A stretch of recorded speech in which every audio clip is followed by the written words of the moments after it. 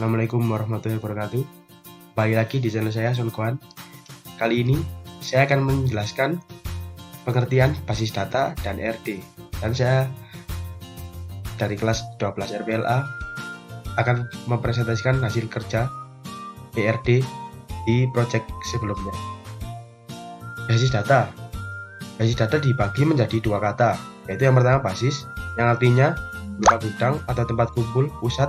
Yang kedua adalah data, suatu kumpulan fakta dari dunia nyata yang mewakilkan objek, baik itu manusia, barang, atau lainnya, yang direkod ke dalam beberapa bentuk, diantaranya seperti angka, bentuk huruf, simbol, teks, bunyi, gambar, serta perpaduannya. Kita digabungkan dari dua kata tersebut menjadi kata basis data, yang berarti kumpulan data yang di dalamnya terdapat suatu atau lebih tabel yang terhubung antara satu dengan yang lainnya, yang mana pada setiap pengguna atau user memberi hak akses untuk bisa menggunakannya, seperti edit, delete, update, dan lainnya beberapa tabel tersebut. Kelebihan basis data: 1. Kecepatan dan kemudahan. Kecepatan dan kemudahan. Basis data memiliki kelebihan kecepatan dan kemudahan, yang berarti pengambilan informasi dapat dilakukan dengan cepat dan mudah.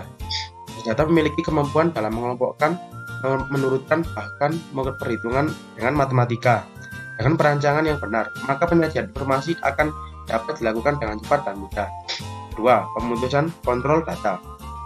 Karena cukup dengan satu basis data untuk banyak keperluan, pengontrolan terhadap data juga cukup dilakukan di satu tempat saja.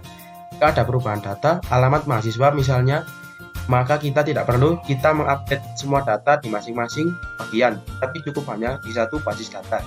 Yang ketiga, efisiensi ruang penyimpanan atau space. Dengan pemakaian bersama, tidak perlu menyediakan tempat penyimpanan di berbagai tempat, tetapi cukup satu saja, sehingga ini dapat menghemat ruang penyimpanan data yang dimiliki oleh sebuah organisasi. 3. Keakuratan atau akurasi.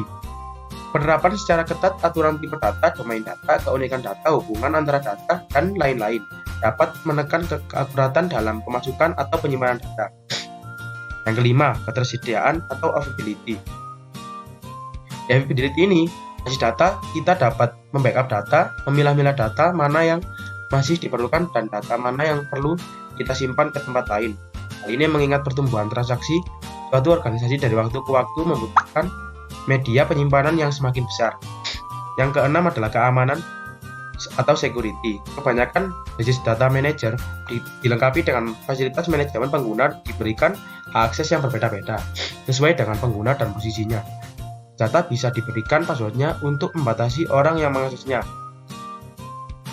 Kelemahan basis data: 1. Lebih mahal. Sistem basis data membutuhkan sumber daya yang tinggi, terlebih untuk melakukan perawatannya yang secara berkala. Yang kedua, proses backup yang memakan waktu. Sistem basis data mencakup banyak file, sehingga jika dilakukan backup akan menghabiskan waktu. Yang ketiga, sistem yang rumit. Sistem basis data sangatlah kompleks, tidak sembarangan orang bisa menanganinya, terutama dengan berbagai macam resiko, sehingga hanya orang ahli yang hanya bisa menanganinya. Contoh penggunaan basis data. Berikut adalah contoh penggunaan basis data.